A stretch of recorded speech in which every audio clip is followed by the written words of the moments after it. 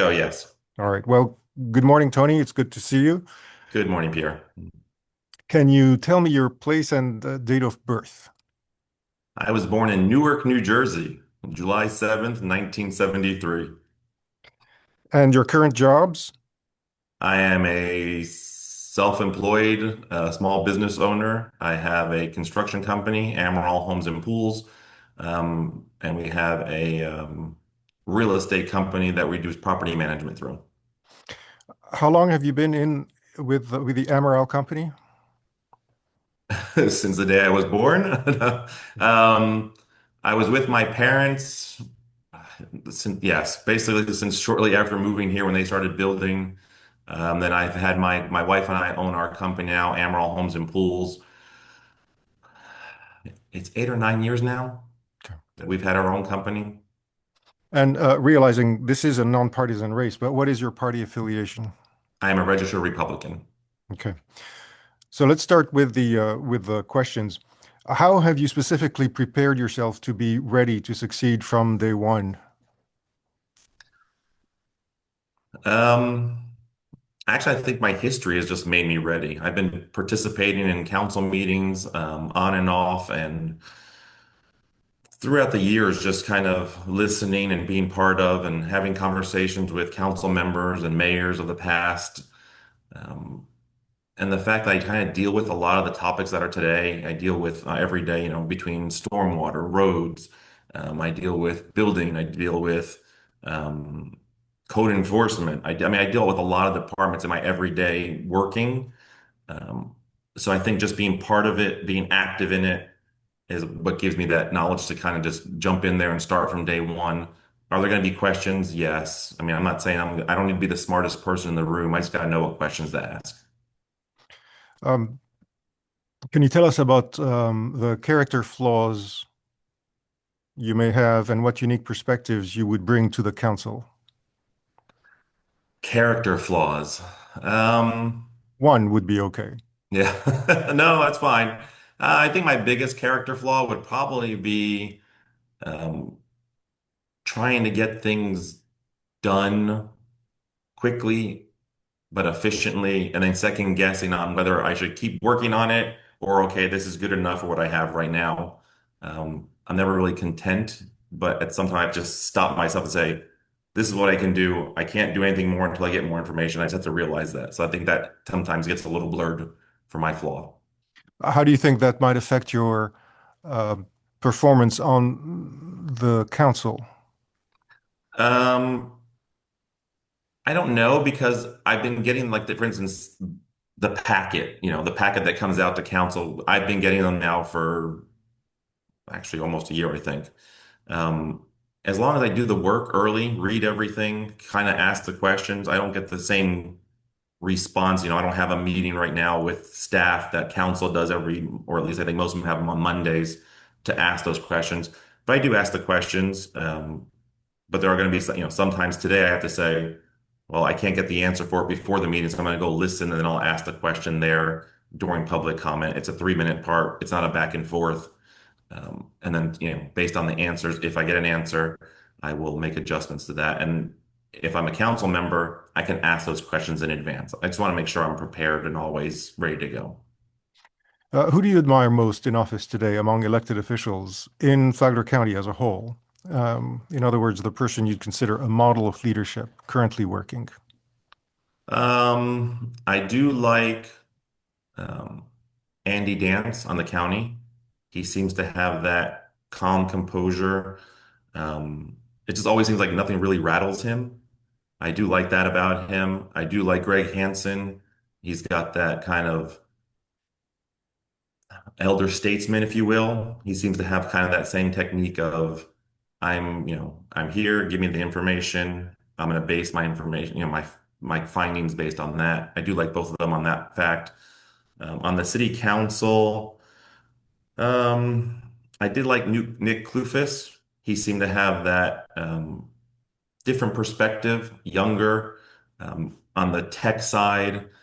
Uh, so I liked, and then, he was kind of a proponent for the ring of fiber optic we have around Palm Coast. So I like that innovation and kind of that. thinking outside the box about him. And those are the three I can think of kind of offhand. Okay. Um, on qu question two now, what letter grade would you give the city council on its performance in the last 2 years? And of course, you've had a front row seat to that. Yeah. Um, I'd give it a B, a solid B. There's just been, I think, a lot of the politics that started probably, I guess, yeah, January, end of 24, early 25. It's just a back and forth. That's not, Palm Coast doesn't need that. We need solutions. We need to solve the problems, not make new problems. But they've seemed to have gotten over it. They got work done. They had to make the hard decisions. They would talk dialogue back and forth, have the discussions. Unfortunately, I'm starting to see the politicking coming back in where it's Facebook posts, it's little jabs here and there. And at the end of the day, if you have a problem with me, just tell me. Don't try posting it and winning the social media, war. Um, and I think that's why it's a B, I'd say, just because of that. Incidentally, what is your sort of personal policy on social media? How do you handle that? Do you have an account? Do you maintain it? So I actually got my first Facebook account, I guess I guess about year and a half ago. I avoided Facebook. I did have an Instagram account that was really just for family. It's quicker and easier to share pictures that way and relate with family members that way because we have family in Portugal, we have family in New Jersey, we have family all over the place. So that was kind of the quick and easy doing it. Social media has its ups, its downs. I went in saying I won't respond on social media. I've had to do some posts that were just full on lies. I have a problem with that. You don't like me? Great. Unfortunately, I can't help you because I don't even know you. But the lying part was a little heavy for me. So I answered a few of them. I just came to the conclusion it's really not worth it. Because you're never going to win that battle. It's easier to keyboard clack than it is to actually have a conversation and have those questions asked face to face.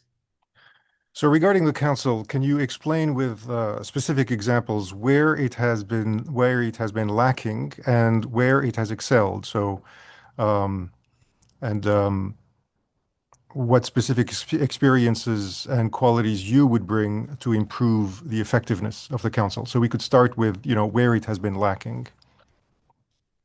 Lacking. You're talking about the current council right now or just in general? No, the current Okay. council. Yeah, the council you would be joining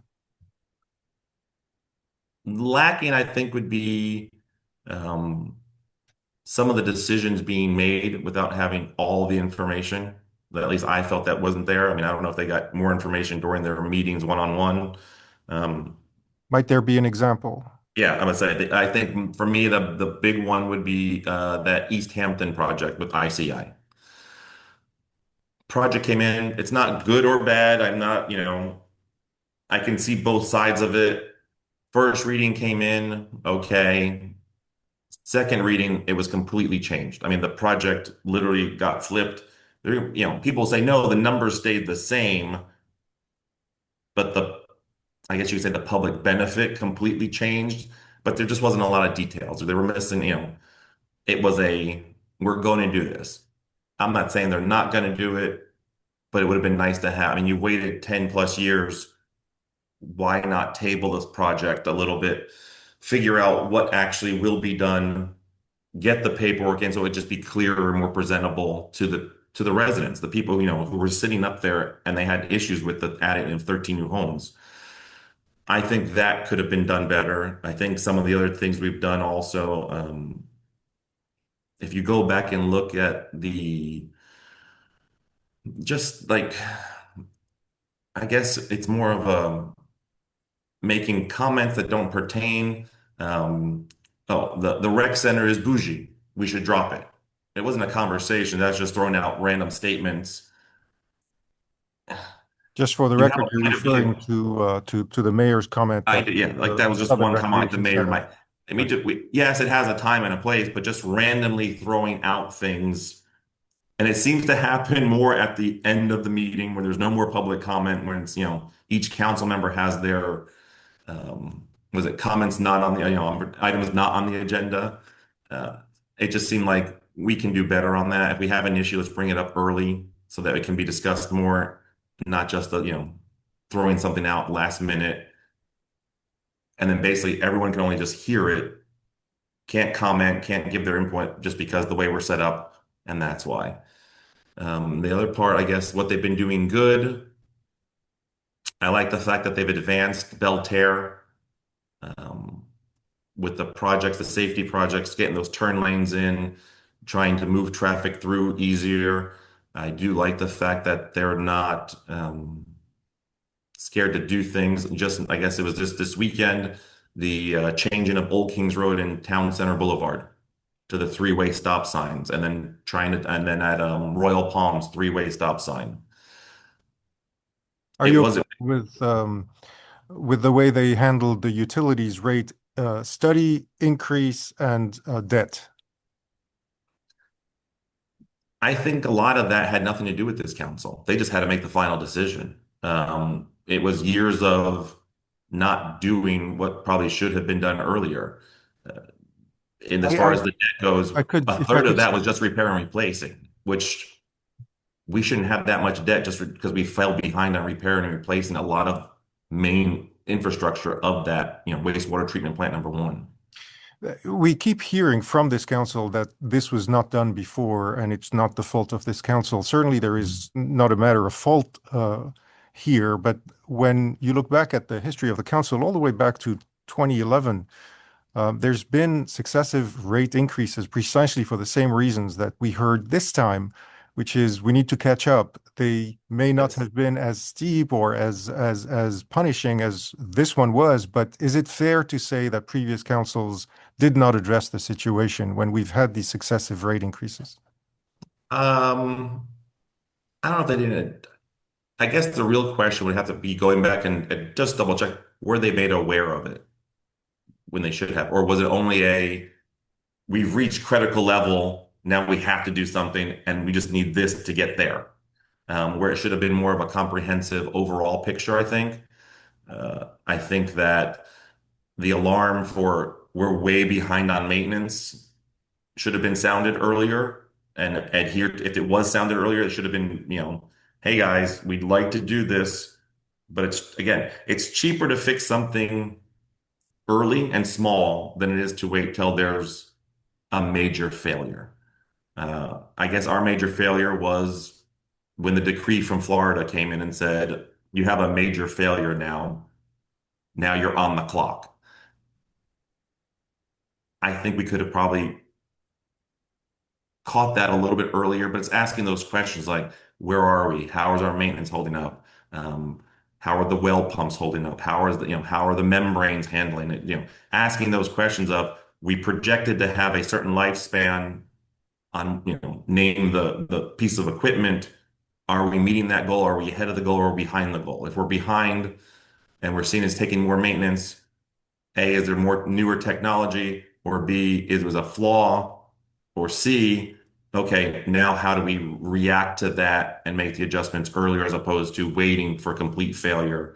And I think that's where, again, I'm not positive if it was a staff to council miscommunication or just a council, okay, we'll deal with it, just not today. And that's where I can't give an answer on that one for sure. A couple other examples of effective leadership on the council part. Like I was saying, the safety of Belterre, moving that along, the fact that, for instance, like Ty Miller working hard at TPO and constantly telling the TPO, um, Transportation Planning Organization, we're tied to Volusia. Volusia's getting the bulk of the money. We're not getting our fair share from the TPO. That could help us more. Him being a proponent for that, I do like. Um, I think, it was a tough decision as far as the um, utility rate hike and the utility bond. like it or not, they took one on the chin for that one, but they had to. I mean, we were at the point they had to. So I like the fact that they did stand and say this has to happen. I can't think of anything else right now off the top of my head. Speak about your own qualities that you might bring to the council to improve its effectiveness. What would those be? I'm always a I'm always a the best way I tell I go around because I'm a poo-pooer of ideas. Um, I like to look at everything and give me worst case scenario, and then how do we already work on that? Give me, it's a great idea for, um, it's a great idea to change the old fire station 22 into a museum slash mini. Welcome center. I call the mini welcome center. Town hall, not town hall, but the community center. Mhm. I'm going to be like, well, why? Why? Like, okay, the concept, I understand what you want to do. For Palm Coast, it is the historical site. Okay, but why are we changing the shape of it? Why are we changing the look of it? We're not maintaining it. Oh yeah, we're putting the bell tower back up, but the building essentially will be a different color. It won't look like the same building. Why are we adding a big glass atrium to it? That's the question I'm going to ask, and then hopefully have the answer as opposed to why can't we just go in there, clean it up, keep the building the way it is today, make safety precautions, whatever needs to be done to clean it up and everything else. But that's what the building's there for. If that's your goal, then that's what the building's for. It's not to say one thing and then try and transform it to another. And then it's going to be, okay, how much is this going to cost a year to maintain? And does the math add up where, because, it's easy to get the today and it's all shiny and new, but I'm always looking to what's the plan 5 years from now? What's the plan 10 years from now? What's the plan when the roof needs to be redone?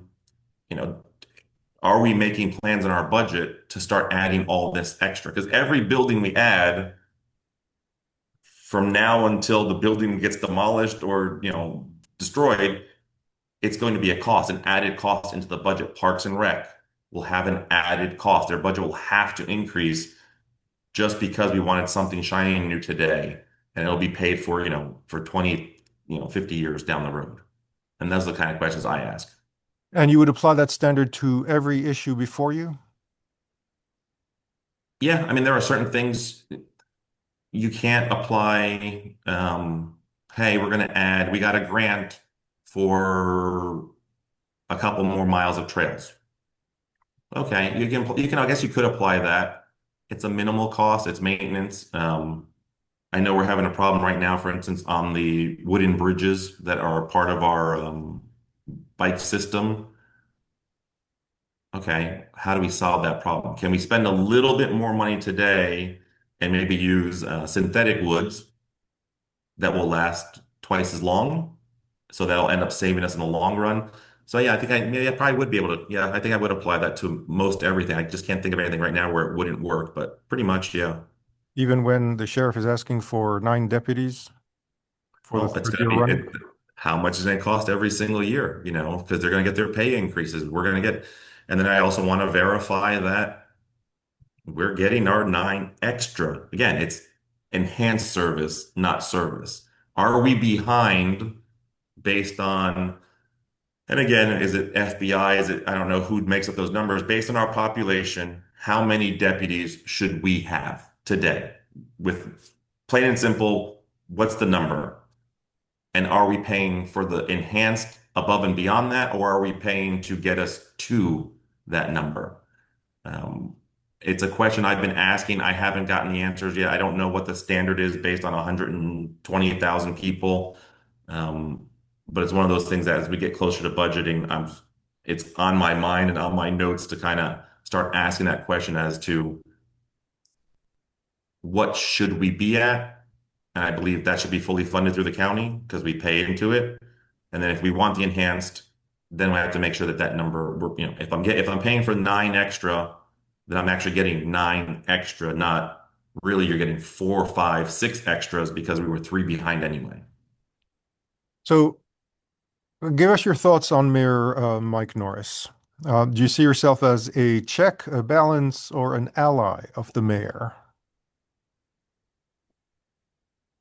Uh, I think everyone should be both. I'm not going to walk in there saying I'm opposed to everything Mayor Mike says, and I'm not going to say I'm for everything Mike says. Um, you know, we all have a history that got us here today, and we have different points of views. We have different life experiences. Um, so I hope I could be both. I do want to say, hey, Mayor, that's a good idea. He did his scholarship for STEM. That's a great idea. You took it upon yourself. You should be applauded for it.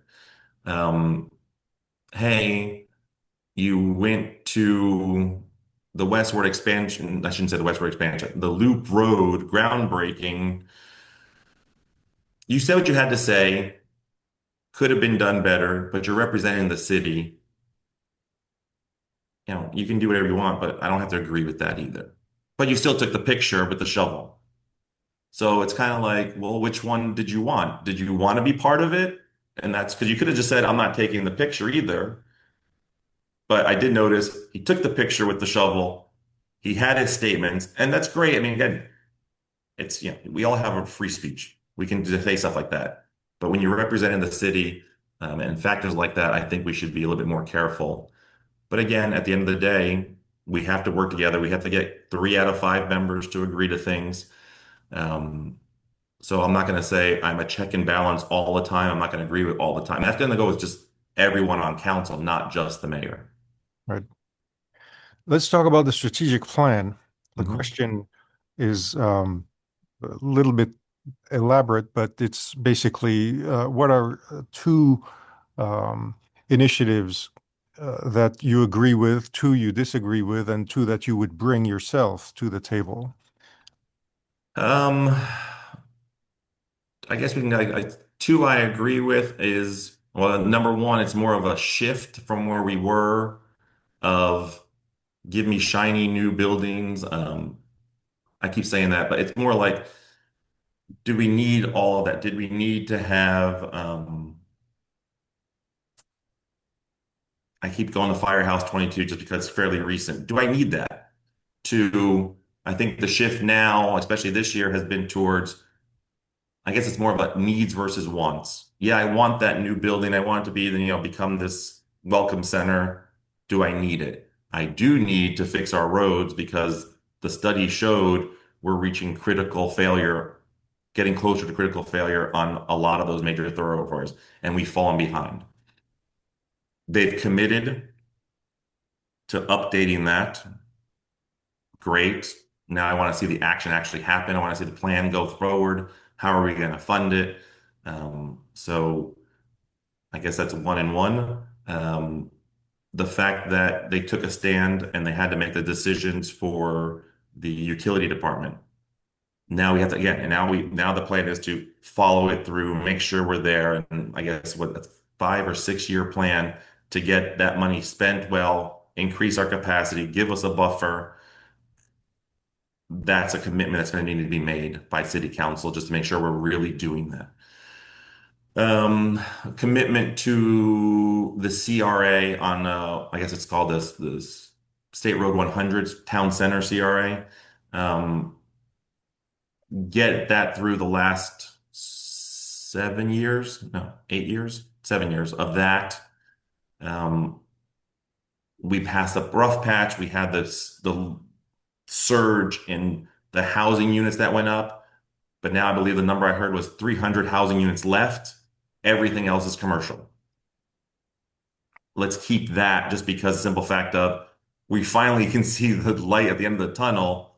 Let's make sure that we actually can fulfill it and bring up and raise those funds that we started the CRA with to begin with. And then it can go back to normal. It can go back to the county's fair share splitting between the county and the city and the CRA, which I guess would dissolve, but the money would be there. We get the advantage of that's why we set it up to begin with. Hmm. Um, I think that's about it. I mean, I don't know. What would you bring to the table? Questions. I'm a firm believer in asking questions and asking, Well, uh, I'm talking in terms of strategic action planning, like strategic action plan. ideas. You know, this is what we need. I want to see what's our action plan to bring in um, better paying jobs industry. We hear Mayor Mike talking about we need land and buildings. Well, I'm not a big fan of building buildings for other people because I don't know what they need, and I don't want to lose out on a project just because we as a council decided that 25,000 square foot building was good and somebody only needs 15,000 or someone needs 35,000. But we need land. That's the one thing we definitely need. Um, the West is where we're going to get that land. They've got those projects. Um, well, there's a number that they have. I can't remember the number right now, but it's a significant number of acres.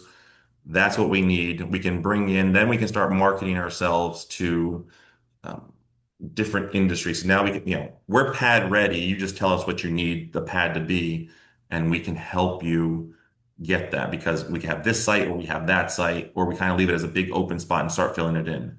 So I want to bring that to them and making that an action plan. And then the other thing is I want to make sure that our main infrastructure, our roads, we're way behind. If it was up to me, I'd say, okay, we have to come up, let's all agree on a number that we're going to commit every single year for the next 5 years just for roads, just to resurface and even just relane, just mark them. I keep getting people asking me to, hey, can we just restripe the roads because at night I'm having a hard time seeing them, or when we get our heavy rainfalls, they're having a hard time seeing the road where the edge is and everything. So I definitely want to commit to that, and that would be a priority of we commit to an X amount of dollars, figure out the funding, and then we start the budget, but because that automatically comes out. I think there's no question that as far as the roads are concerned, there's pretty much agreement on the council that they must do something. Yes. And but the question has always been funding, and you might recall Carl Cody telling the Yes. council, "Well, you guys cutting the tax rate by just this tiny amount over Yep. the last 4 or however many years would have covered what we're talking about, the 12 million or so in annual needs." Yep. So where would that source be since it's not in the budget right now? Well, then we have to go through the budget. I mean, we have to pick again. It's needs versus wants. I mean, I've been through the budget through the years. I know that I find it odd that city council doesn't seem to ask for um, department by department. I want your last 5 years. I want to see what you budgeted, what you actually spent, and then what you got the next year, budgeting wise.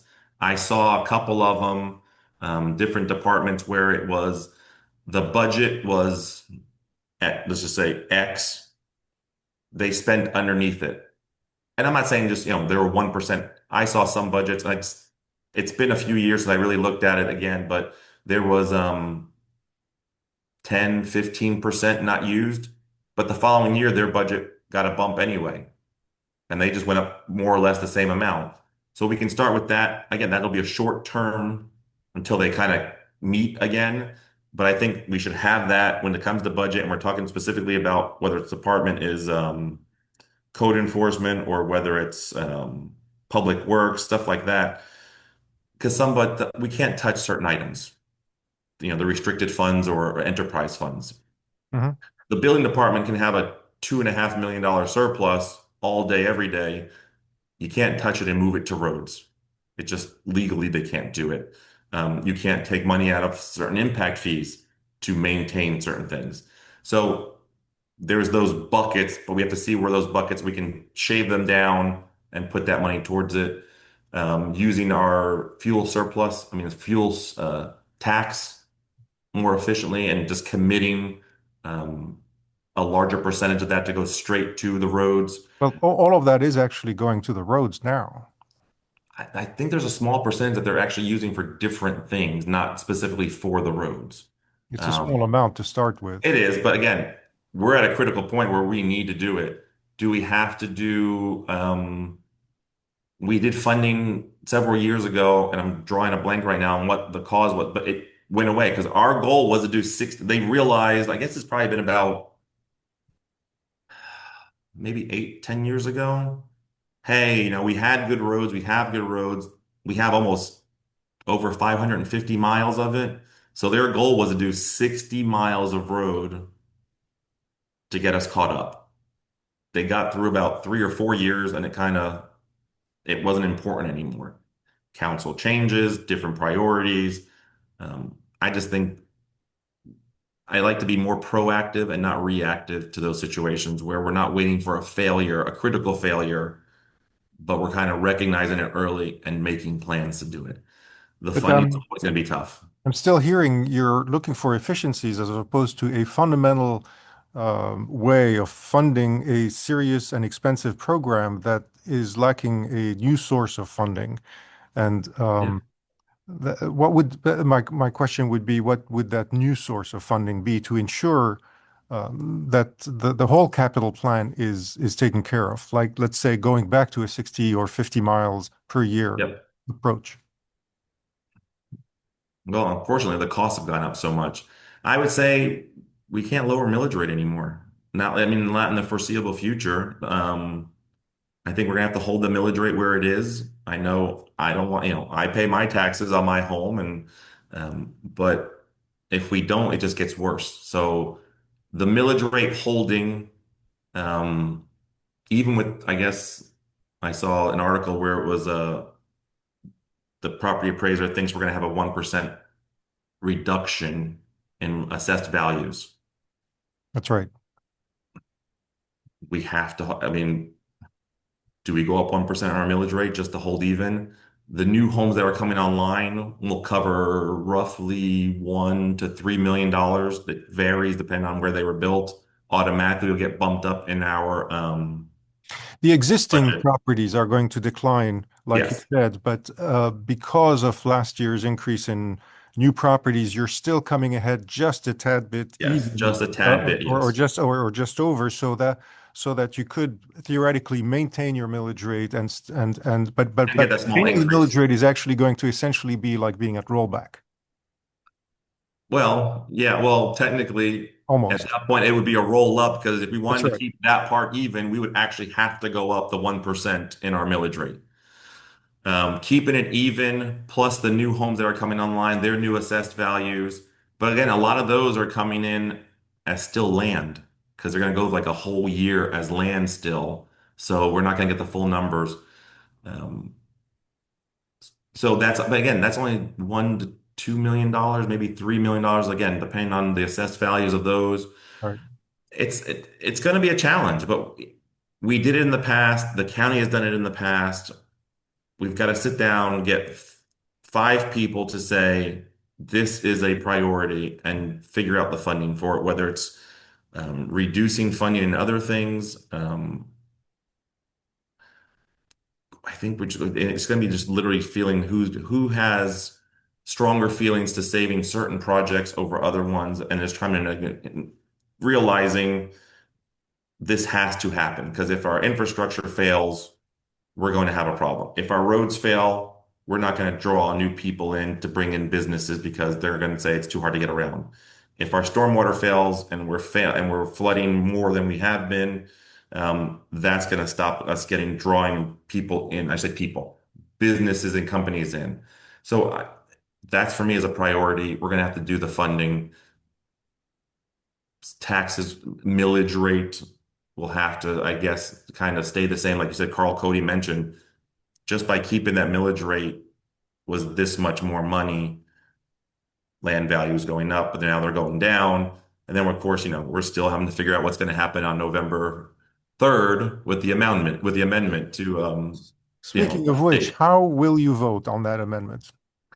Right now, I'm a no, just because there's a lot of information that I just don't have yet. I don't know.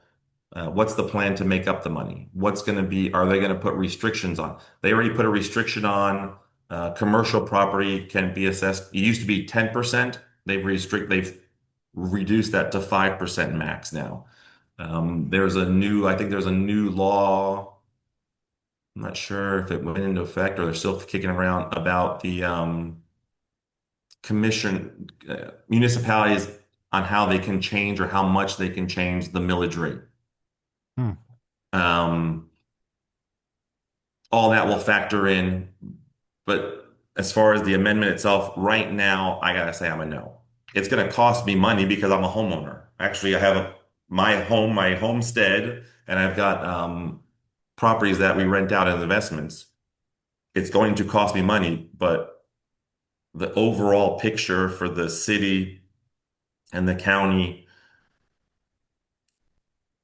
I will get that money back just because I'm not worried about damaging my car driving down the road. I'm not worried about, oh, my kids were driving through a rainstorm, couldn't see the lines on the road, and smacked a somebody's mailbox and damaged their car. And now we got to take care of the mailbox and take care of the car.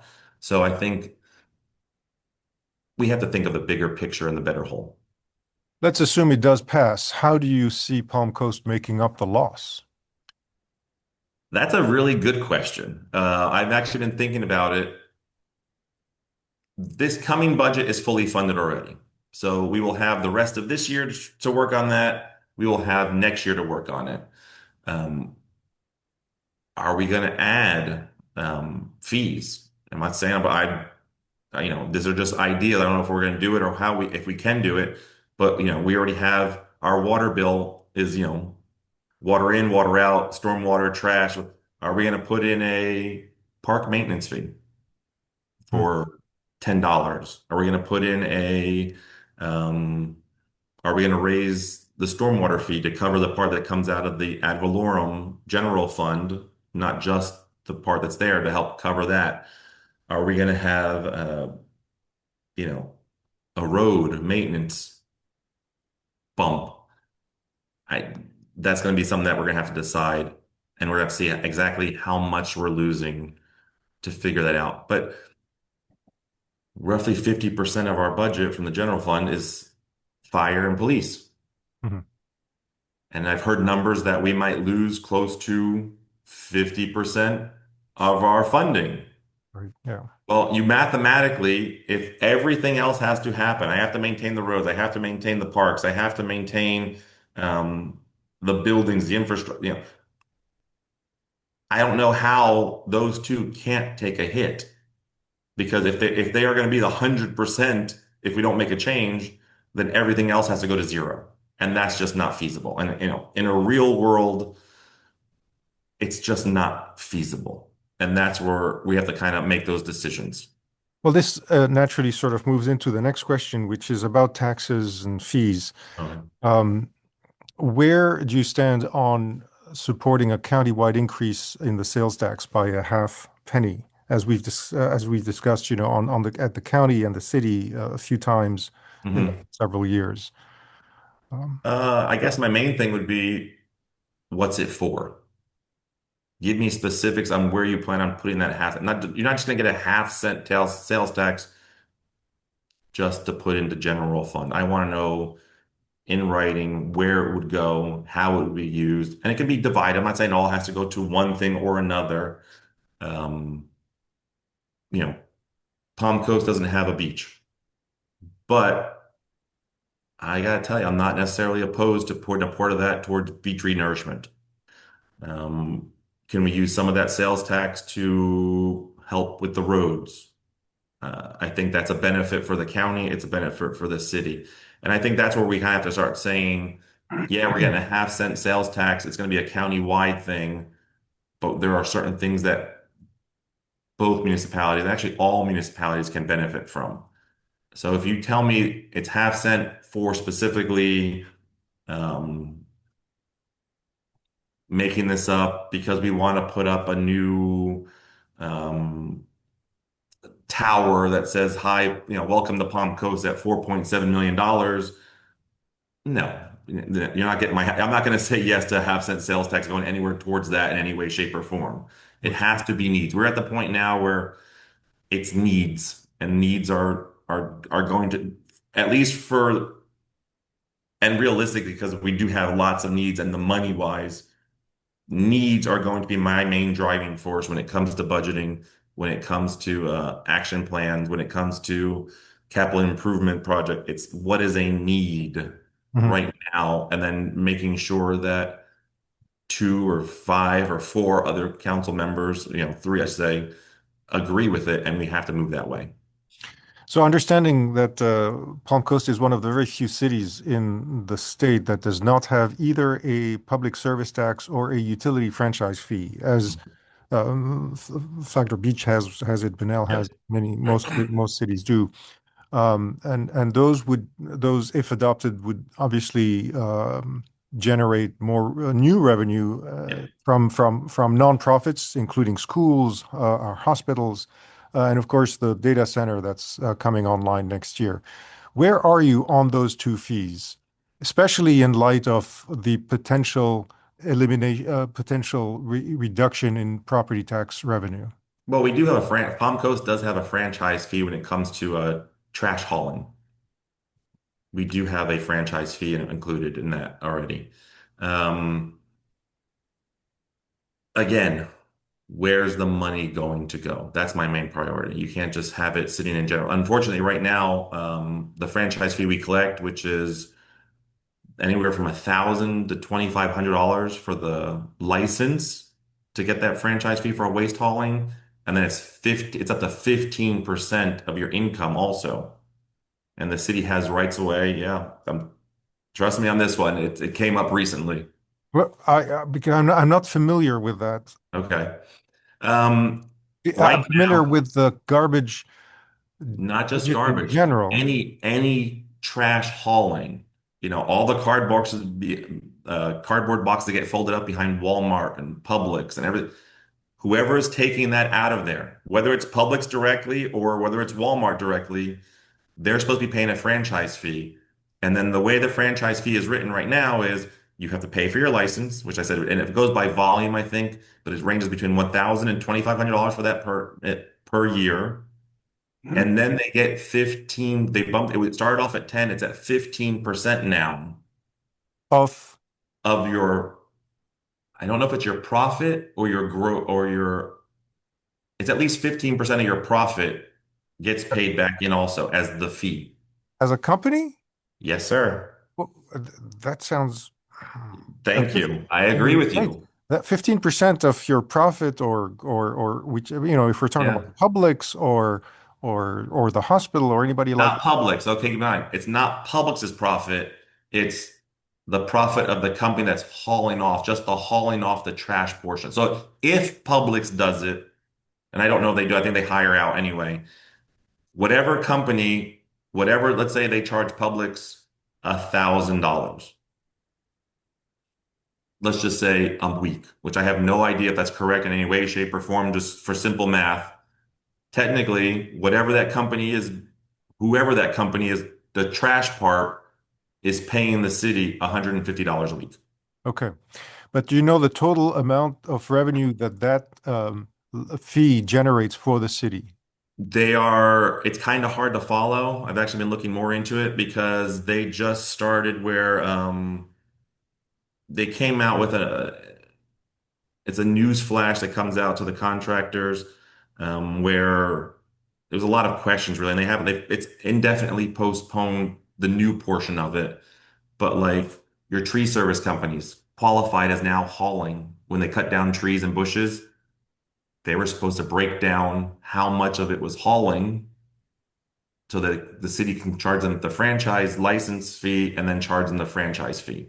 Um, Me as a builder, for instance, even though I have a dumpster on site and that company is paying their franchise fee, at some point I have to get rid of the dumpster to do the grading, to put the sod in. I still make trash in the home, boxes from lights, from different things. If I were to haul off that trash, which I do, they said, well, I said, I'm not going to break out my billing for hauling trash because it's, you're paying that. The bulk of it is coming through the dumpster. Okay, well, you're going to have to get a franchise fee. I'm sorry, a franchise license, which might be 1,000. Most likely, from what I would understand, I would be paying an extra $1,000 a year just to have a franchise license to be able to take out the incidental trash myself and take it to the dumpster. I mean, take it to the dump. So that kind of came up, and that's why I realized they went up to 15%. And then we just kind of asked a lot of questions as far as, well, are we making sure we're collecting money from everybody? How are we making sure? What's enforceable about it? So they're trying to get, I want to say they threw out an estimate that they bumped up to collecting roughly 1 million, but they think with this, they were trying to implement it and going full on to get it closer to 7 or 8 million. And that goes in the general fund. Now, to go back to the other two fees, those Mhm. would be substantial new sources of revenue that could, Yep. to some extent, compensate for the loss of property tax revenue. You are not, in principle, opposed to those fees, or are you? Well, that goes back to I know because I don't know how we're going to make it up. Are we going to, at the end of the day, and I'm sure someone way smarter than me will figure out the average home in Palm Coast, or say they'll probably do Florida, and then someone will do county, um, is $500,000. Just throwing that out there. Um, so the average home will not pay this, they'll get a savings of, let's just say, $2,000. But how much more in fees is that now home going to pay? If I'm going to pay $3,000 more in fees, I'm better off paying my ad valorem taxes. And those are the numbers I need to see before I can say. But yeah, at some point, some fees if it passes, some fees are gonna have to be assessed. Um, I just don't know yet because I'm still not even sure how much we have to make up and what the fees would be. And that would be a thing of, okay, well, we saved on ad valorem, but if I'm charging the same homeowner more by, FPL franchise fee or trying to think what else would be. Utilities, maybe technically there are already fees to begin with in utilities. Um, or does the county put more tax on fuel to help cover fuel parts? It, it's that balance act, and I honestly, I don't know what the answer would be, but offhand, there's going to have to be fees to offset it. I just want to say if the average person saved $2,000 or $500, whatever, we're not charging more fees than we would have collected through the ad valorem. So, short of a new source of revenue, and if you do intend to stick to a rolled back tax rate or close to it, which would obviously limit growth in the budget, what city programs would you eliminate and what service levels would you reduce to achieve that? If you could give like one example of each, no more. You don't. I That's the $1 million question, Pierre. Everybody's going to have to, if let's just say we're taking a 10% hit, which won't be able to be more, it has to be across the board. Every department, we can't neglect maintenance on our parks and rec because they'll just become wastelands and won't be used. And then it's just going to cost more money later on to get them back up. Um, our roads can't take a hit. Uh, Stormwater, we're catching up from a 3-year backlog. We're at a 2-year backlog, and that's great progress. That can't really take a hit. Everyone's gonna have to take an equal hit. Sheriff and fire would also be on that hit list because mathematically they would have to be reduced percentages, fair share, if you will. Um, and I think we can approach it that way. I do think it's easier to take 5 or 10% from every department that we can, because again, they're still going back to those enterprise funds you probably can't touch, you can't touch, than it is to say, oh, your department's getting a 25% cut, but that department's only getting a 1% cut. Mhm. Um, it would have to be kind of a fair, even percent all the way across. It's just mathematically, that's the only way right now. And then again, going to the budgets, seeing what their proposed budget was, what they actually spent, and then figuring out if we can trim a little bit more once we get to those actual details on department by department, which we have room. I know we have room to do. So it wouldn't necessarily be a program or a service that you would address the question with. It would be more of a total budget approach. Yeah, I think so, just because the simple fact that every one of those will have consequences later on. So it's only fair to have across the board, hey, every director, stormwater, sheriff, fireman, we have to make this cut. And it's going to come down to that. And everybody's going to have to, look at their departments and say, where can I save those 5%? Have I been a little heavy on certain things because just in case the budget won't, well, we can't have just in case anymore. We're going to have to be really strict on it's a need, not I just in case, which is good, but then we'll have to rely on the major just in case through the reserves that we have.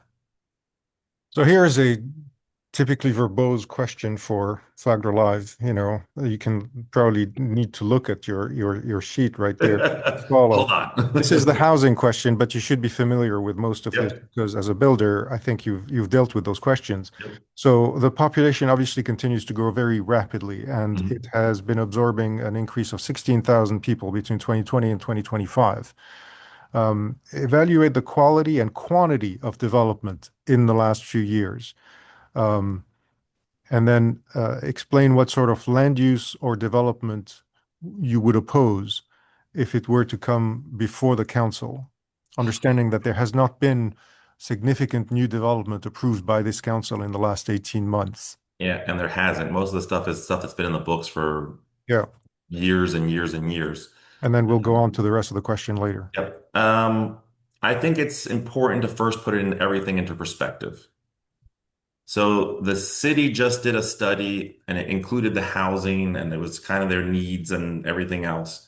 And I found it interesting that I think the study stopped in 24 because that's the data they had, or I think it might have been 23. Again, based on that, 40%, yeah, 40% of our housing that was currently available, let's just say till 2024, was built from 2000 to 2009. Another 23% of the current housing when the study was done, or the numbers they use, I should say, was built from 90 to 99. So roughly two-thirds of the current housing we have today was built in that 20-year span 25 years ago and 30 years ago. That was growth. We managed it then. We can manage this growth now. We just have to set our priorities straight. We have had a surge. Um, Again, being here for 43 years, I knew what it was like to drive down Belterre Parkway at 55 miles an hour and not be breaking the law on a two-lane road. Um, we expanded it. We made it bigger. I know what it was like to be at Palm Coast Parkway and Old Kings Road when it was a four-way stop sign with one lane in each direction. And we expanded both those roads. That's a major intersection. It can be done. We just have to, the growth is coming. It's going to keep coming. We still have 6,000 original Palm Coast lots that haven't been developed yet. You can't throw those out and just say, you didn't get here in time. Sorry. That's why we need to focus on the roads. The roads, our infrastructure, our capacity. Again, I applaud the current council, and I'm sure it started before for the Belterre, taking care of Belterre, adding those turn lanes, adding stuff. But then people will say, oh, the traffic. Well, again, I used to drive down Belterre from Palm Coast Parkway pretty much all the way to State Road 100 at 55 miles an hour with no stoplights, at 45 miles an hour with a lot of stoplights. I can't remember how many now. About You're 75. Yeah, it's like you're going to get traffic. You're going to have stops. You're going to have this. Which is better? Hmm. I can get down the road faster. Was that better? Or I can get down the road safer at a slower speed and with stoplights. So traffic to me is, in comparison, I see traffic, but I've also been to South Florida. I also still go visit family in New Jersey, where it takes me 45 minutes to drive 13 miles. And that's in regular traffic. Um, we're going to have to figure it out. we are figuring it out. And I think that as long as we can keep that mentality of, no, we're not getting, some crazy astronomical, never seen before number of people moving here. I think we're very fortunate that people still want to move here. I think the more people we bring in, the more ideas we can get, the more diversification of ideas we can get. So I'm a big fan of it. I mean, it's what we need to do. I mean, we're not at capacity yet, if you will. Mhm. We're But going to get to the ITT laid this out where Palm Coast Parkway already has land set aside. It's not going to be eminent domain. It's like to add the extra lane. Belterre has land already to do the work. ITT had the forethought. It just didn't make sense to make Palm Coast Parkway 8 lanes from the toll bridge, well, all the way to US 1 when there's only 35,000 people here because you have to maintain all 8 lanes all the time. Um, so I think we can do it. The surge is there, um, but we've dealt with it in the past and we got through it. There's a little bit of growing pains, if you will, but then at the end of the day, we're going to be better off the way we have it. we're going to get to a question on traffic just in a little Okay. bit, but what sort of land use or development specifically would you oppose, if any, as a council member? Um, I think each project will be individual and different. Um, Example, the two cement Mhm. batch plants on and off of Hardgrove. Uh, I could see the benefit of having two batch plants, but at the same time, I didn't like the idea of changing those over to full industrial. Especially today, we're just not ready for it. Um, and it wasn't because of traffic, and it wasn't because of the use of the road and whether it was more of we're not prepared for it. We don't have if we have a hazardous issue, we have to call St. Johns County to come in. Um, that road does need work as far as planning on how to move traffic around, but that intersection is going to get a stoplight. And it's not that far away from the other one on Palm Coast Parkway, but at some point we're going to have to just because there's more people using it, there's more businesses using it, they're bringing in customers and everything else. So that those projects at the time I was just like, no, but it's because I didn't want the unknown. Yes, it was a batch plant today, and I don't know I'm not implicating anybody or even saying it, but the land value went up astronomically if they got converted to full industrial, or say heavy industrial, compared to what it was now as far as basically light industrial commercial. Mhm. So those I was opposed to today. The the project on East Hampton again needed more information. Wasn't necessarily for it, wasn't necessarily opposed to it. I just need to have more information on what was the public benefit from it. But those two are, and as far as like, are you asking more like would I convert single family to multifamily? Or I mean, I just don't know. Because I mean, there's a multitude of things that as far as land use, I mean, we get also converting commercial. We had a big problem for years ago where we were converting a lot of commercial land to residential. For example, there's been cases where public opposition has led to the elimination of apartments planned, I think, Yep. as I recall, in Seminole Woods, for instance. Okay. So, did you feel any opposition to apartment complex plans in anywhere? If they're meeting the density, um, not that I should say required, but they're not exceeding the density maximums that they're allowed to have for that land, I can't oppose it. It's what I mean. People will choose that it's more efficient for them to do apartments or if it's more important to do townhouses or housing. At the end of the day, if it's the units per acre will dictate what can and can. I'm not going to be the one that says, "Oh, I like the fact that you're doing luxury apartments versus standard regular apartments, even though the number might be the same. Because at the end of the day, it's not up to me to decide whether I like the project. It's whether the project fits the area they want to put it in and whether or not we're meeting the density and can our roads handle it and can our water handle it and can our stormwater handle it. That's where it's I don't differentiate. If you want quality, I have to differentiate whether it meets the guidelines or it doesn't meet the guidelines, and that's why I kept the And basic. and you get to set the guidelines when you do the comprehensive plan. So that goes into the second part of the question, which is, is there a percentage of our housing stock that should be, single family houses on traditional lots as opposed to apartments or other kind of multifamily complexes? Yeah. Well, going back to that study I mentioned earlier, it needs a diversification of housing. I'll say housing.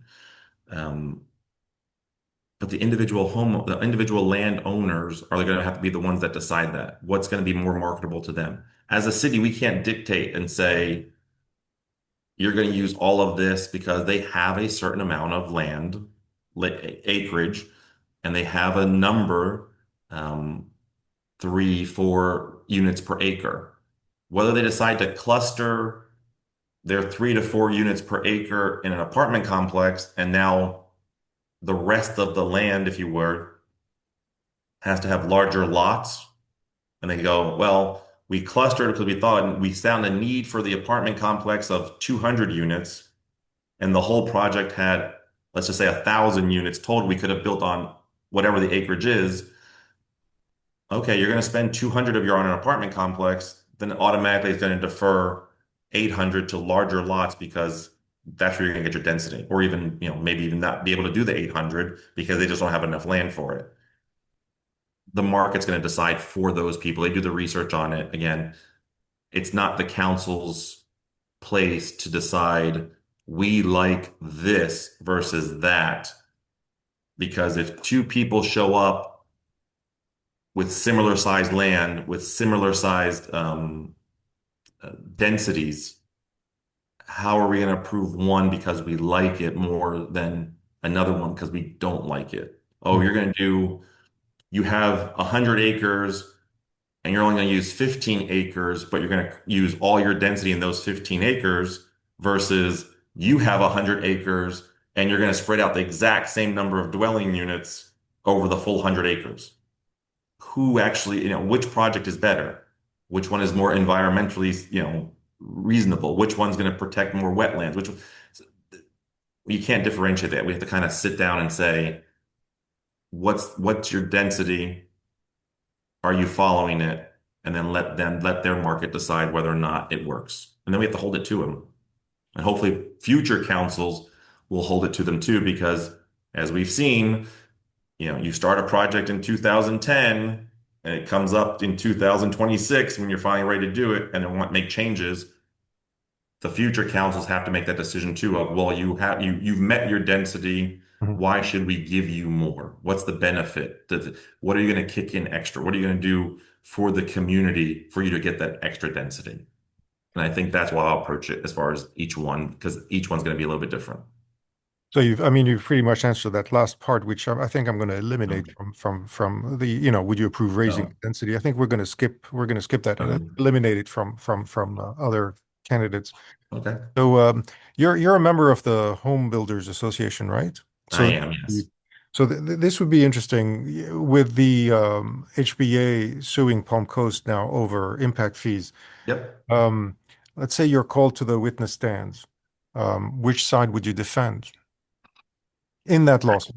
Yeah, I mean, just for simple facts, I won't be called to the witness stand. I am Oh, not yes, yeah, I'm not of on that course. lawsuit. I am not, Oh, my name's absolutely. not on Yeah. it. I just want to make sure that, because No, I've no, already that's very clear. That's people are very saying clear. it, so I want to make that Yes. very clear.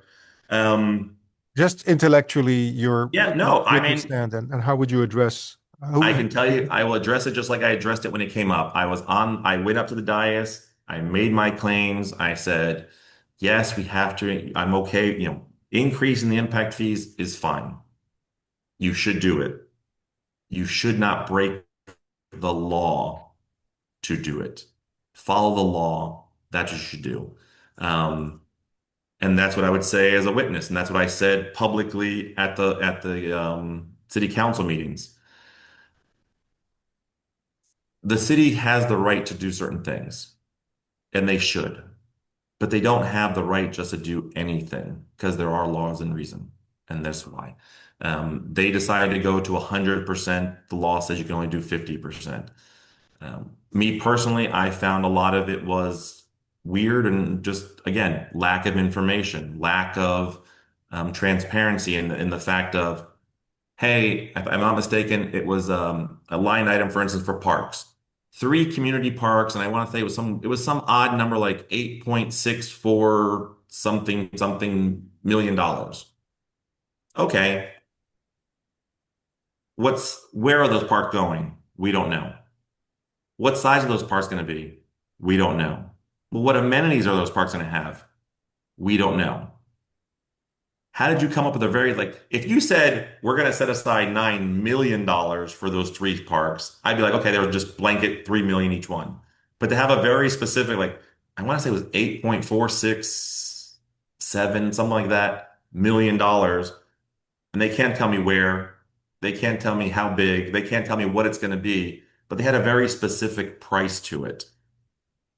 That just for me had alarms in it and said, I think you guys are just throwing out numbers just to get to a number that someone somewhere somehow decided was what they wanted to collect for whatever reason. Um, Am I surmising correctly that you would have opposed you would have been a no vote on that vote? I would have been a yes vote to the legal limit. I would have been a no vote to go above it. And Okay. I would have asked a lot more questions and I would have had more than 3 minutes to ask those questions and ask them of staff going, how did we have this? Like, how do you have these three parks at $8.46 million if we don't know anything about them? You don't know where, you don't know anything. So yeah, I mean, So you would not yes, have agreed with the exigent circumstances provision correct. I until would have agreed up to I would have agreed up to the 50%. okay. And then after that, I would have to say no because we legally just can't do it. Again, it just seemed like it was a padded number that was set by someone somewhere. I mean, you Transportation. you legally can if you justify the emergency or exigent circumstances Yeah. provision. Yeah, you can. It's never been defined. And I don't think we've met it because they're saying, oh, it was the growth. Well, the growth happened, like I said, in the 90s and the early 2000s, and we didn't need to do it. Actually, there were no impact fees then. The only impact, if you want to call it your impact fee, was that's been from day one from ITT was your water and sewer CIAC fee, impact fee. That's the only impact fee we've had. We really only started getting impact fees since the 2005? I want to say 2003 or four, something like that. Yeah, it was definitely in mid to early 2000s is when we started getting the impact fees. And it did good. It helped move things. We got roads built out of it. We got schools built out of it. Um, it has a place for it, but we just have to be able to justify it. The growth was not, I'm sorry, it just that was just it being here and seeing 3 times the amount of growth or at least double it. I mentally I couldn't wrap my head and say, yeah, we're growing, but I was here when we were like crazy booming and Mhm. and percentage wise, we were way higher than we were, last year when it comes out. And that's what they based it on a percentage basis. That was their extraordinary circumstance. Yeah. Yeah. And again, the good news is it's going to be a judge that decides at the end of the day. It's not going to be, it's not going to be people running for re-election or running for election that will have a say in it. So let's turn to the west side. Yep. It's obviously poised to potentially double Palm Coast's size or very close to it, with 22,000 housing units by 2056. First, let me ask you, have you read the MPD, the Master Plan Development? I started wrapping my head around the original ones, the Neoga Lakes. DRI Oh, and from the 2010. yes, I wanted to see where those were set first to see what the main differences were. I haven't really gotten a chance to get into the current westward one too in depth. I'll just put it that way. I have some basis on it, but I'm not in any way, shape, or form an expert on it 100%. Because the question was going to be if you are supportive of the plan as it stands today, understanding that it's a work in progress, the current MPD. There's been three, four, five Yeah. drafts. Um, the current one, from what I understand, is calling for roughly 22,000 Yes. homes or dwelling units, if you were. The Right. original two were totaled around, was it Half, 11? 11,000. I It would was, say 11,000 or yeah, yeah, 12,000. yeah. Um, and from what I understand so far, also, yes, they combined those two original ones. They've also added about another 7,000 acres, give or take. Um, so the number, just again, based on density and what they're allowed, it makes sense why that number went up because they added land to the original two. I still, what we're approving, I say today, what's trying to get approved in the next, actually, I guess the calendar was almost, I think, before September, um, is the big picture because they don't have this is going here, this many units, this is going here, this many units. The big picture is what's trying to be approved first, and then they're going to go through piece by piece and get the individual approvals. Again, every time they go for an approval for a development, it will subtract from the number left. It's not going to just keep adding, it will subtract from that 22,000. Are our roads going to handle it? That's the first. Our do we have the capacity in water and sewer? That's the next question that has to be answered. Will we be there by the time they're ready for it? Um, that has to be answered beforehand. We have to make sure we can get the traffic in and out. You've got the state putting in State Road, was it 2209? I think it is the number that they're trying to. Well, that keeps being talked about, but it's still so conceptual. There's been Well, nothing. they're starting, I mean, they've already started construction in St. Johns County on that road. Now, yes, it will from St. John's all the way down to, I guess, the western part of Volusia County, right where it meets the St. Johns River. It's going to take decades for that to get built. Um, the westward expansion for me, above anything else, is the land for development of industry and bigger commercial to bring in the higher paying jobs, to bring in outside large manufacturing. And again, to me, it's a perfect location because right now it's away from homes. It's away from anything established. That's why I want to see that industrial area corridor, whatever you want to call it. Um, I want to see it on a map. I want to see it laid out. I want to see it marked. I want boundaries set. Um, and I want to see that rezoned first because that way we don't get 20 years from now or 25 years from now, oh, we approved this development here and this development here and this one here. And then we don't get stuck with, oh, by the way, we're ready to do the industrial part. And it's right in the middle of all three of those. Because history will show, and it's shown over and over again, and it should show those people are going to say, I don't want industry in my backyard. And they shouldn't. But if it's laid out and set aside early and to start developing it early, um, Doesn't the that's MPD what I do want to that? see. I'm sorry? Doesn't the MPD do that? Well, the MPD, again, it's still a big picture. There's Mhm. no, as far as I've seen, and I could be wrong, but there's no when will that industrial corridor be set aside and zoned? When will we start working on getting the infrastructure? When will we have it, the road getting to it, the road getting out of it? It's there, it has to be done, but I haven't seen an exact location or what the timeline is because we can't wait for 70% build out home wise before they start working on the industrial part of it. Um, I kind of want to see it, you know, you get 10%, the industrial part goes up by, is 20, 25% done. I think by the time we get to 30, 40, no more than 50% of their housing units, that should be ready to go. I'm not saying it's going to be a company comes in and builds something already in that time, but it has to be ready for a company to come in, pad ready to put something up should they decide to relocate or expand into our area. And that's where we set the details in the other negotiations that are going to be happening for the years and years of going, okay, we like your project overall, but then we start working on the, if you want this, we want this. If you want our water, we expect to have this much part. If we want this, and I think we're still looking at the big picture, and that's the first approval we need.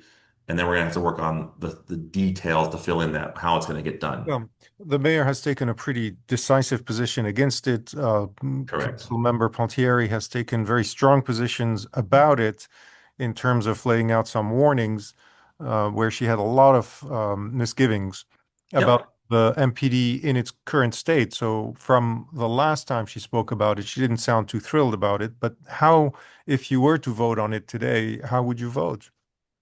Again, big picture, we need that industrial land. And for the mayor to say, I'm not going to support this in any way, shape, or form, but then say we need land and buildings to help our diversifying our tax base. Well, then show me where you're going to get the land from. That is our land. It's the land that we can go. Big picture, set the maximum density as long as it meets the land development use and the future land use maps. We should approve it.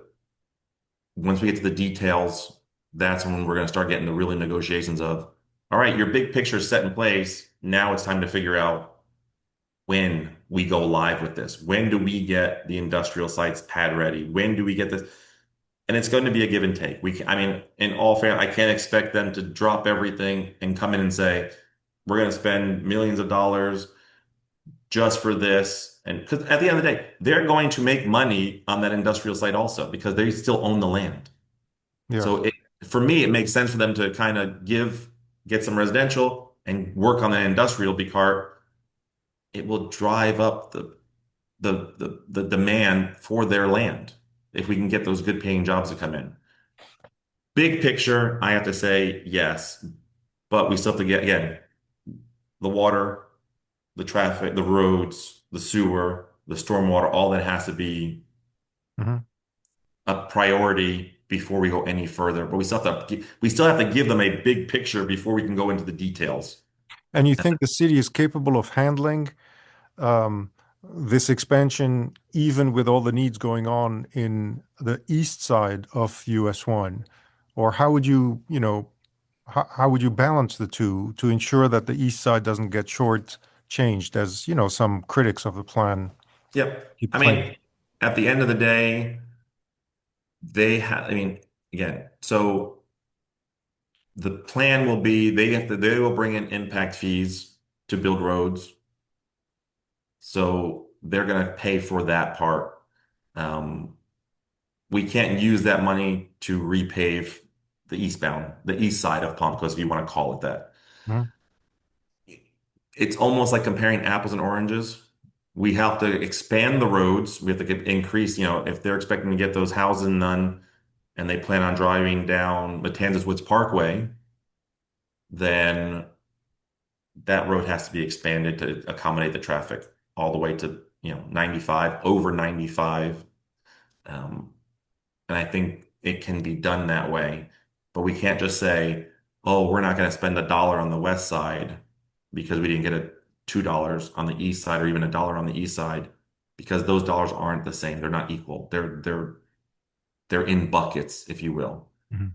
Um, but that will also bring our tax base up. If we can get the industrial in, they'll be having a tax base, bring those jobs in. Um, I mean, that's what they want. I mean, I went to just this past April, I went to Charlotte just because I wanted to go to a manufacturing show, trade show. It was a medical device and manufacturing, MD and M as they called it. what are you guys looking for? I need to know for my firsthand. What do you guys look for if you're looking to expand? What do you guys look for if you're looking to relocate? And they go, well, first and foremost, is there space for us? Is there land ready to go? They basically needed something that was pad ready before they even consider you. Yeah, Palm Coast might be. I can tell you Palm Coast is great because it'll be on US 1. You'll have direct access to 95 within, depending on where you are, within basically less than 10 miles. You're next to a rail line. You're all that is great. And they like those are things that go off in these manufacturing's head because they have to bring material in, they have to get the material out. But if it's not ready to go, perfect location, thanks. You're nowhere near ready for us. And that's what I heard from them.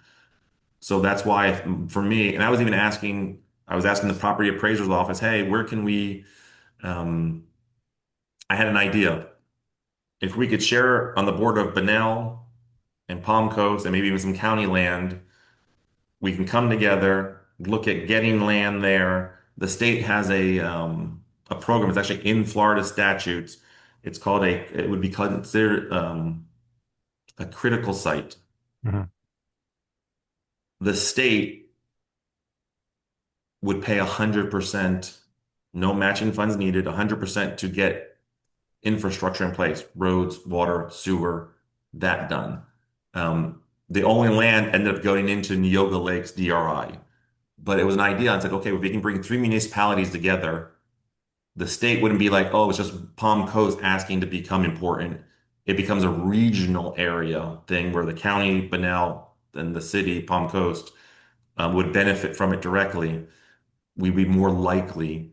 Can't guarantee anything. It's a lot of moving parts. You would need at least two other members of city council to say yes. You need three members of the county commission to say yes. You need three members of the Benel to say yes. But it's just an idea that I already had, I say probably 8 months ago. And then it just seemed like the Westward, because it's been there, and just seemed like the time frame all of a sudden became ramped up, at least publicly, because I'm not. So I just kind of, okay, well, I kind of let go because I saw the land being already in that area. So it's something I've been thinking about. I think we need to do it because we need that land. We need to be able to use that land to sell that land to other businesses so that we can increase the well-being of Palm Coast, lower the burden of the ad valorem, especially if we're going to start losing it through the amendment. We're 92% is falls on our roofs, our homes. And that needs to change. And that was one of those things I had in my head early was how can we do it?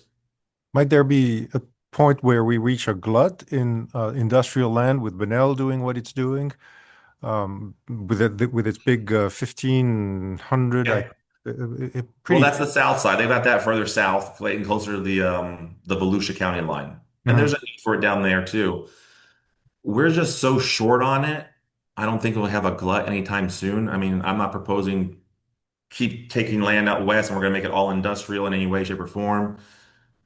But if Bunnell benefits from their land, that means the county benefits from their land, which means they're going to start bringing in more revenue because the county has their taxes in all of the county. Will that lower our tax rate because they're now getting more industrial? It's less on the homeowners. If Palm Coast can do it, the county should be able to lower their rates because, again, they're collecting even more money now.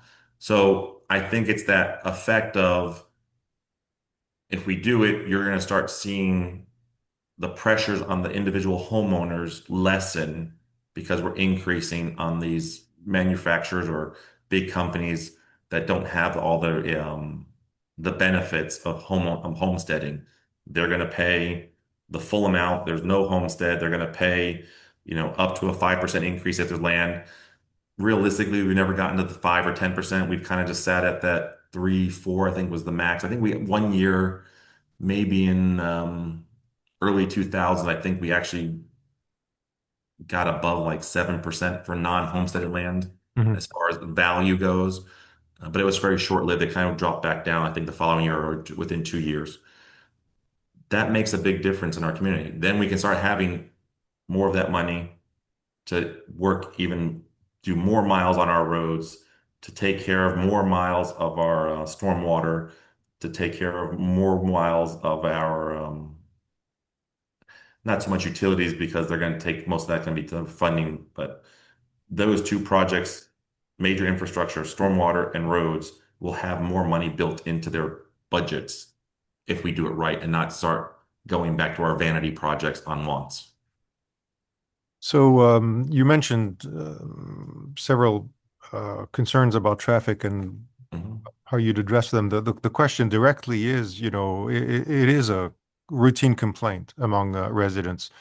Um, Overall, what would be your solution in Palm Coast proper, where it doesn't seem like we can build new roads? All we can do is expand a few, widen a few, but we can Yeah. build new roads. But those 6,000 lots are still coming, and then there's the surrounding development that's also coming, both the Western Expansion, Benel, Flagler Beach. So, what is your solution for traffic?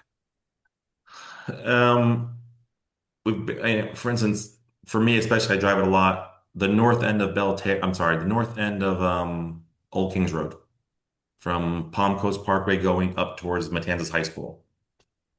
That has been staked out, marked out as a project. I want to say at least three times that I can remember, just to have those stakes slowly disappear and the whole project fades out.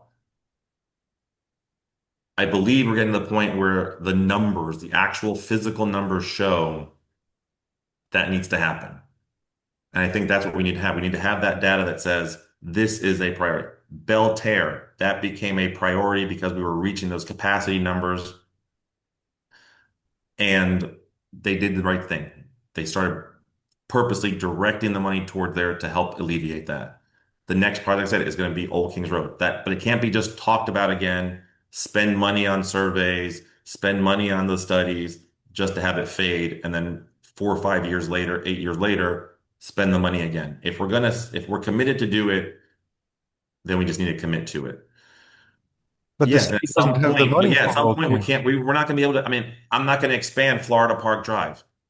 It just can't be done. You Right. can't expand uh, Pritchard. I say these roads because that's the ones I used to drive or do drive regularly.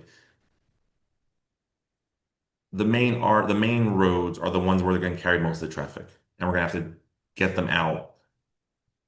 We're going to have traffic, but again, it's controlled. If we can start bringing some more commercial to the north end, that will alleviate traffic in the center.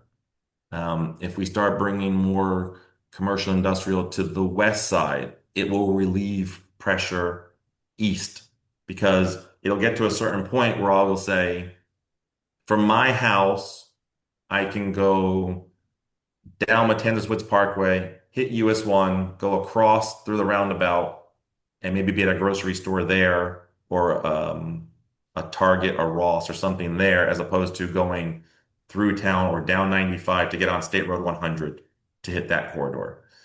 You will see by spreading it out, the traffic will spread out. Are you still going to have, you know, rush hour traffic at major points? Yes. Tell me a city that doesn't, though. I mean, if you're gonna be, if we just if the math is we stop today, the problems are still here tomorrow. If we say today, no more growth, we are stopping, moratorium today until our infrastructure can catch up. Sounds great, but how do you do it? If you stop growth today, you will collect no impact fees. You will collect no increases in property value, ad valorem taxes when that lot becomes a home. And you're saying we're going to stop it until we catch up our infrastructure. If you stop the growth today, all that new infrastructure that is needed will only be paid for the people who are here today Hmm. because there will be no more funding from tomorrow. You'll have no more lots converting to houses and go from $500 to $700 in taxes to $5,000 to $7,000 in taxes. All of it will fall on the current residents.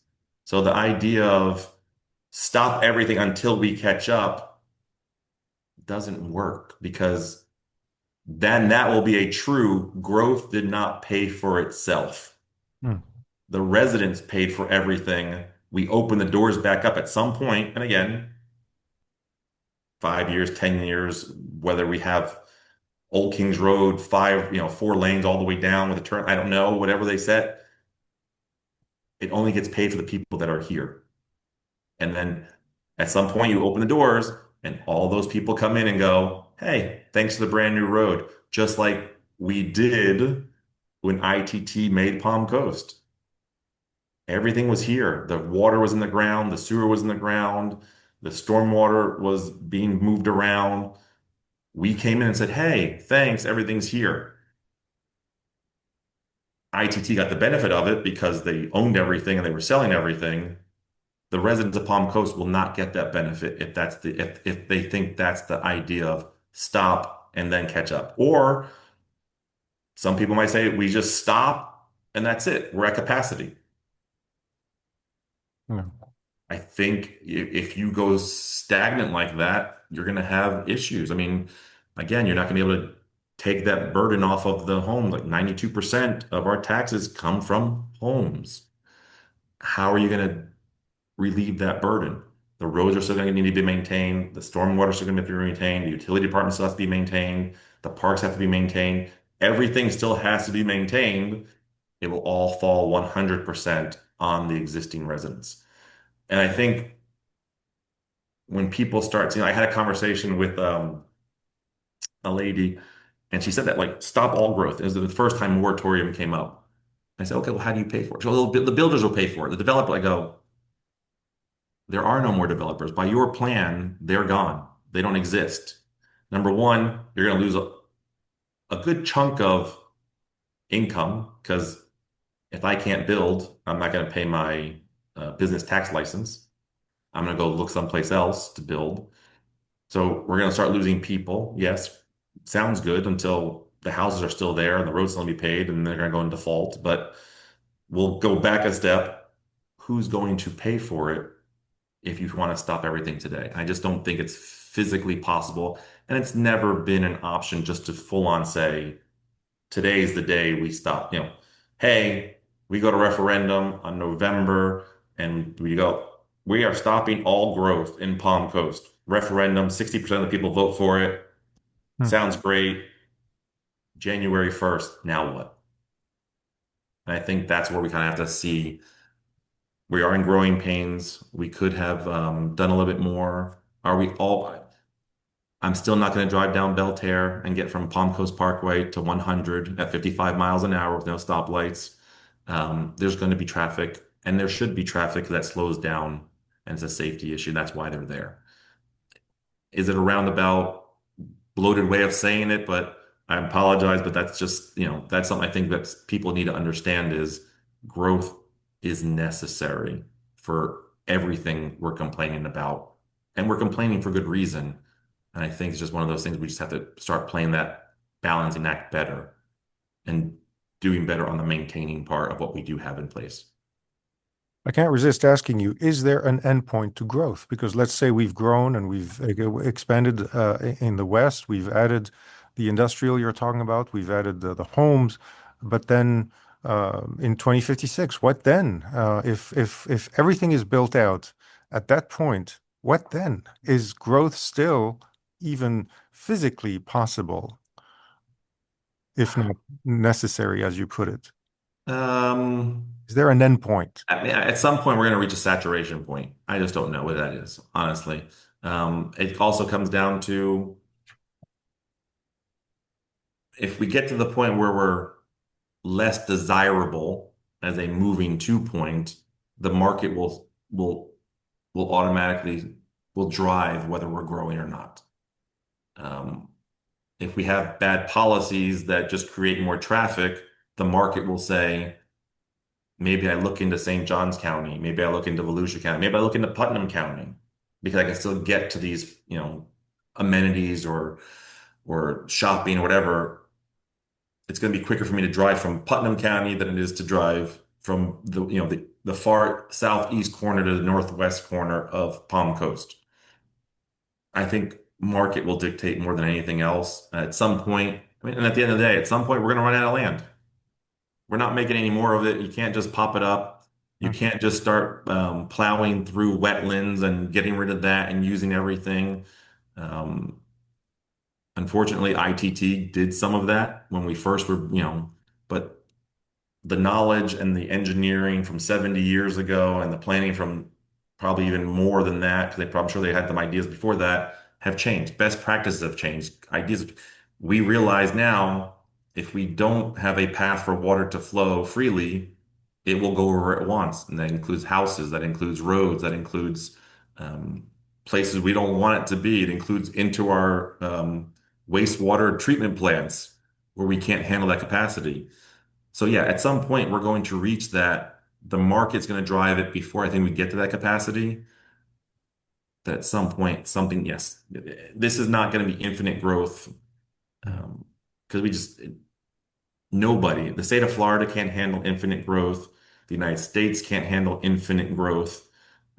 So I think the question is, yes, at some point, now the real, how far away is that and what that number is. Mm. On the bright side, It won't be here. I'll put it that way. by the end of the century, the P section would be beachfront property. So we can all Exactly. look forward to So that. so then the property values go up. All right. So last substantial question Sure. here is the on law enforcement. 10 years ago, the policing budget in Palm Coast was $2.7 million. The Mhm. budget for the coming year is $13.6 million. Now Yep. that's a 404% increase. Yes. The fire department's budget was 7.9 million 10 years ago. Today it's 16 million. It's a 102% increase, and I think it's Mhm. a little more. I haven't seen the figures for the coming budget. Okay. So it's a little, probably a little higher than that. So the city's population has increased 23% in that span. So how is this defensible and how is it sustainable? Well, first, I'd say the numbers are there. It's not verifying the numbers. I'm gonna verify that we are getting the service we needed. I have been here long enough where I remember, talking to different deputies and, Palm Coast maybe had three deputies in the zone, in the area. Even then, it wasn't enough to cover. um, Between the county budgeting, because at then, before it was the city of Palm Coast, and even after, because we didn't start paying for an AM service until 2 years ago, I guess almost 3 years ago now, we've been behind. And the sheriff has said it. Actually, this sheriff has said it. The one before him and the one before him has said it. We are behind when we come to the number of deputies per capita or deputies per thousand residents. I think we've been catching up. A lot of it has been catch up, not get ahead. But it would be just again, it'd be like I mentioned earlier, would be verifying what level, and who says it. Don't tell me this, the sheriff's, alliance or whatever they're called in Florida says we should be at one deputy for every 400 people. And if a national says it's for every 1,000, let's figure out what that number is. If we go over it, I think we need to start going, again, it becomes a want versus a need. Um, Technology is helping a lot. I mean, um, we have the cameras, we have the readers, we have all kinds of information that they can do with less bodies, but you still need the bodies to actually go out and catch people. Yes, it was interesting when Dave Sullivan mentioned to the sheriff, you've had all this increase in technology, but it really hasn't helped with Yeah, human capital. yeah, and it is something we have to look at. I mean, again, same thing with fire. I mean, we need um, to staff the firehouses, or else why do we have them? We've added firehouses. And I mean, we've added three in the past 12 years. 22 is just being relocated with different equipment. So um, that increases our staff. It's a matter of getting the public safety in a timely manner. Seminole Woods, for instance, was neglected for years and years and years. They just got their fire station. I was here for the fire of '98. So I remember when Seminole Woods was what Mhm. gotten on was having serious burning and losing of houses in '98 because there was nothing close by. At the same time, we were being spread so thin. I mean, it wasn't just because of that. But we also lost here in the F section, the northern F section. A friend of mine evacuated to my house just because they were told you got to get out. And luckily, his wife was a teacher then. It was during the summer. She already kind of packed the car, and she literally just had to grab a couple things, and they were out. She already pretty much had all their important documents, what they thought was more precious to them in the car at all times. Mhm. We were behind. We didn't have the staff. We didn't have the equipment. We didn't have all that. So yes, we've increased our budget, but it is something, again, it goes back to should we have been incrementally increasing for the last 20 years versus it's an emergency today. And then finally someone, county and the city said, you're right, we've been behind. So they basically had to move money from one service to that service to get caught up. But I think we are. I am interested to hear the numbers as we come up the budget season this year and finding out and ask the question, where should we be and where are we actually as far as number of deputies per shift based on the population, and are we putting them in the right spot? But surely you don't consider a population like Palm Coast, which is particularly gray, the same ratio-wise in needs of law enforcement as a population of a young city or a college city or a more, criminally prone city. Um, okay. Well, so what we might not need in police, we do need in, well, we call it fire, but it's really, EMT and everything else. We're an older population. A lot of our calls are medical. Mhm. So The majority. yeah, well, what happens is, like you mentioned, at college town, they're probably going to get less of those medical calls on the fire end, and they may have a little bit more trouble on the police end. We're going to have more of those calls on the fire end and probably less just for the population police wise. There's going to be that balancing act where you have to just go on population because you can't just say, well, because your population is 40% 65 and older, you need less police because there's still going to be, I've always, even from a young age, I said, unfortunately, in this world, there's a certain percentage of people that are going to do bad.